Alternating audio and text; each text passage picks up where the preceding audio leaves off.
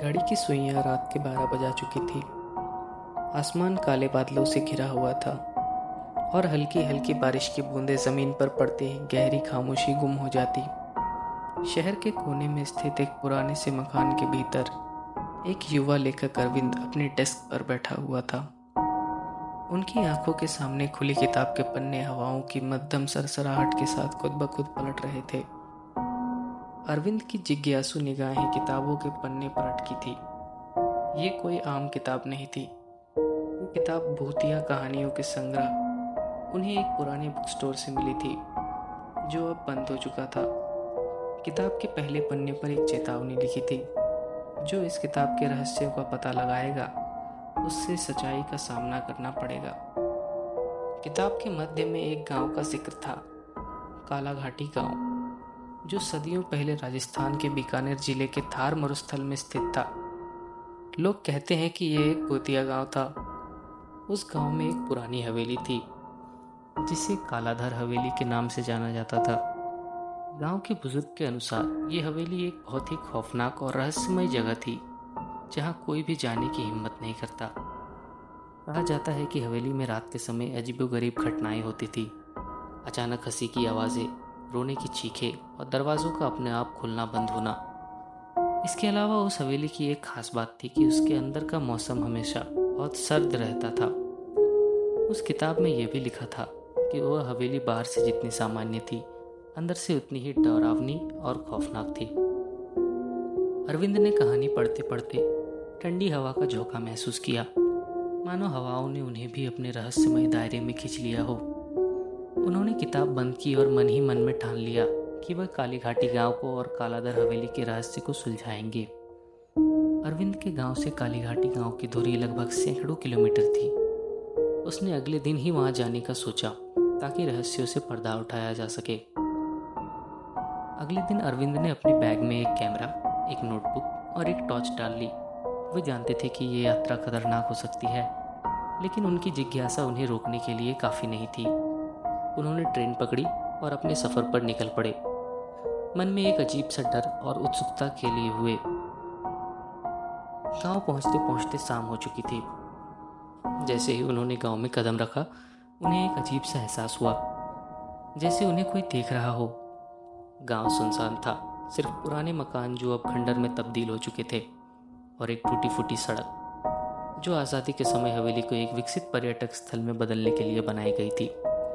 लेकिन हर दिन होती रहस्यमय घटनाओं और वहां रात में चौकीदारी कर रहे चौकीदार और एक हवलदार की मौत के बाद सरकार ने कालीघाटी गांव और उस भूतिया हवेली के आने जाने पर रोक लगा दी थी। सरकारी प्रतिबंध के बाद भी कई ऐसे लोग जो इन भूत प्रेतों पर विश्वास नहीं करते या उस हवेली का रहस्य जानने के लिए दिन में वहां चले जाते। लेकिन दिन में जाने वाले लोगों को रात की बजाय कम खतरा होता था, क्योंकि ऐसा माना जाता है कि आत्माएं केवल रात के समय ही हमला करती है। ये सब जानकारी उसे किताब से प्राप्त हुई। अरविंद ने अपनी चारों ओर देखा, पर उन्हें कोई नजर नहीं आया। गांव के बीच में एक चाय की दुकान थी, जहां एक बुजुर्ग व्यक्ति बैठे हुए थे। अरविंद ने सोचा कि उनसे बात करके वो कुछ जानकारी जुटा सकता है। नमस्ते बाबा, अरविंद ने कहा। मैं कालीघाटी गांव के बारे में सुनकर आया हूँ। क्या आप मुझे इस गांव और उस पुरानी हवेली के बारे में कुछ बता सकते हैं? बुजुर्ग ने अपनी आंखें ऊपर उठाई और अरविंद की ओर देखा। उनकी आंखों में एक गहरी उदासी और डर था। उन्होंने धीमे स्वर में कहा, बेटा, इस गांव में अब कोई नहीं आता। लोग इसे छोड़कर चले गए हैं। यहाँ कुछ भी नहीं बचा, और वो हवेली तो अब सिर्फ एक श्राप है। अरविंद ने उनकी बातों में रुचि दिखाते हुए पूछा, क्यों बाबा, वहाँ ऐसा क्या है? बुजुर्ग ने अपने कांपते हुए हाथों से चाय का प्याला उठाया और एक घूंट लिया। उनकी आंखों में एक अजीब सा डर था, जिसे देख अरविंद का मन भी विचलित होने लगा। बुजुर्ग ने इधर उधर देखा, जैसे उनकी आंखें किसी अदृश्य ताकत को भांपने की कोशिश कर रही हो। चारों ओर घना सन्नाटा था। वह फिर धीमे से स्वर में फुसफुसाए, उस हवेली में कुछ ऐसा है जिसे शब्दों में बयां नहीं किया जा सकता। मैंने अपनी जिंदगी में कई भयानक चीजें देखी है, लेकिन उस हवेली में जो कुछ भी है वो उससे परे है। जो भी वहां गया है उसने कभी दोबारा सूरज का मुंह नहीं देखा। वो हवेली सिर्फ एक हवेली नहीं है, वो एक शापित कैद खाना है जहाँ से अब तक कोई लौट कर नहीं आया। बुजुर्ग ने अपने शरीर की थोड़ी और करीब खींच लिया, मानो वो किसी भयानक रहस्य को उजागर करने जा रहे हो। लेकिन आवाज में एक गहरी पीड़ा थी। बहुत साल पहले उस हवेली का मालिक ठाकुर रंजीत सिंह, जो एक निर्दयी और क्रूर व्यक्ति था, हवेली में अपने परिवार और नौकरों के साथ रहता था। एक अंधेरी रात में हवेली के अंदर भयानक चीखें सुनाई दी। लोग कहते हैं उसने अपनी पत्नी, बच्चों और नौकरों को अपनी हवस और क्रोध में मार डाला। उनके शरीर को उसने तहखाने में छिपा दिया, जहां आज भी उनकी आत्माएं भटकती है, अपनी मुक्ति की प्रार्थना करती हुई। अरविंद की आंखों के सामने जैसे एक भयानक दृश्य उभरने लगा। हवेली के भीतर तहखाने में पड़े उन लाशों को सड़ता हुआ मांस, देह की पीड़ा से निकलती हुई चीखें। उन्होंने उस जगह को कल्पना में देखा, दीवारों पर गाढ़ा खून और हवा में मांस के सड़ने की दुर्गंध। बुजुर्ग की बातें जैसे एक भयानक विचार बन गई थी, जिसमें वो चाहकर भी बाहर नहीं निकल पा रहा था। जो भी उस हवेली में कदम रखता, बुजुर्ग ने आगे कहा, उसे उन आत्माओं के दर्द और क्रोध का सामना करना पड़ता। कुछ लोग कहते हैं कि उन्होंने भूतों की झलक देखी है, रक्त से सने चेहरे, फटी हुई आंखें और चीखते हुए मुंह, जो उन्हें पकड़ने के लिए आगे बढ़ते हैं। उनके हाथों में लोहे की जंजीरें होती है, जिन्हें वो अपने जीवन के आखिरी पलों में पकड़े हुए थे, और फिर उन जंजीरों की झनकार हवेली के हर कोने में गूंजती है। बुजुर्ग की बातों ने अरविंद के मन में भय के बीज बो दिए थे, लेकिन उसी भय ने उसे उस हवेली की ओर खींच लिया।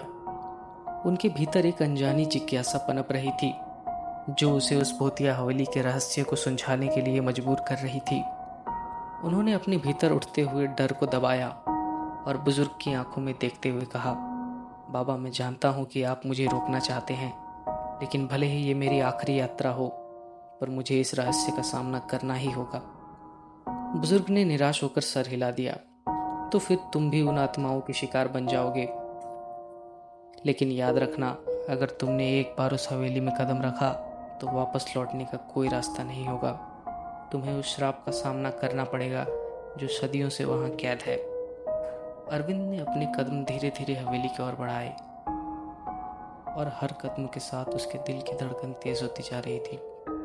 हवा की सरसराहट और बारिश की बूंदें अब और भी जोर से गिरने लगी थी, मानो पूरा वातावरण उसे उस भयानक जगह से दूर रहने की चेतावनी दे रहा हो।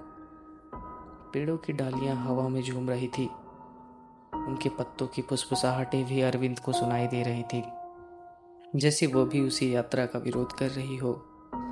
हवेली के पास पहुंचते ही अरविंद ने एक अजीब सी ठंडक महसूस की। ठंडक साधारण नहीं थी, यह ठंडक उसकी हड्डियों के अंदर तक उतर रही थी। उसकी नसों में बर्फ जैसा कुछ खुलता हुआ महसूस हो रहा था।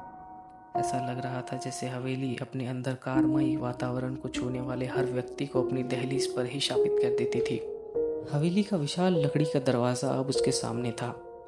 दरवाज़ा इतना पुराना और जर्जर था कि उसकी दरारों से हवा के साथ घुसता ठंडा सन्नाटा और भी गहरा हो गया था। अरविंद ने दरवाजे को छुआ और उसी पल उसे लगा कि उसकी उंगलियां बर्फ की तरह जमने लगी है। एक पल के लिए वो पीछे हटने लगा, लेकिन तभी दरवाज़ा अपने आप ही धीरे धीरे चरमराने की आवाज़ के साथ खुल गया, जैसे किसी अदृश्य ताकत ने उसे अंदर खींचने के लिए खुला छोड़ दिया हो। अरविंद ने एक गहरी सांस ली और भीतर कदम रखा। जैसे ही उसने हवेली के अंदर कदम रखा, उसने महसूस किया कि पूरा वातावरण बदल गया है। अंदर का अंधेरा बाहर से भी घना था, इतना घना कि उसके सामने हाथ भी दिखाई नहीं दे रहे थे। उसकी टॉर्च की रोशनी भी इस अंधकार को चीर नहीं पा रही थी, जैसे वो रोशनी किसी अदृश्य शक्ति द्वारा निगली जा रही हो। उसके कदमों की आहट भी अब असामान्य रूप से गूंज रही थी, मानो हवेली की दीवारें भी उसकी उपस्थिति का स्वागत कर रही हो। अरविंद ने पीछे मुड़कर देखा तो दरवाज़ा अचानक सर से बंद हो गया, एक भयानक धमाके के साथ। उस धमाके ने उसकी रीढ़ की हड्डी में कंपकपी पैदा कर दी और उसके दिल में डर की एक तेज लहर दौड़ गई। अब वो एक ऐसी जगह में था जहां से कोई वापस नहीं लौटता। उसे अपनी सांसें भी भारी और धीमी महसूस हो रही थी, जैसे हवेली का दम घोटने वाला वातावरण उसके शरीर से जीवन की हर चिंगारी को सोख लेना चाहता हो। बारिश के रिसाव से दीवारों के टपकती पानी की बूंदों की आवाज़ उसके कानों में एक खौफनाक संगीत की तरह बजने लगी और हवा में एक अजीब सी बासी गंध भर गई थी, जैसे सदियों पुरानी मौत की गंध हो। वीडियो में अंत तक बने रहने के लिए आपका बहुत बहुत धन्यवाद। इसके आगे की कहानी को जानने के लिए हमारे चैनल को सब्सक्राइब करें। मैं हूँ अजय और आप सुन रहे थे आत्मवार्ता। जय हिंद, जय भारत।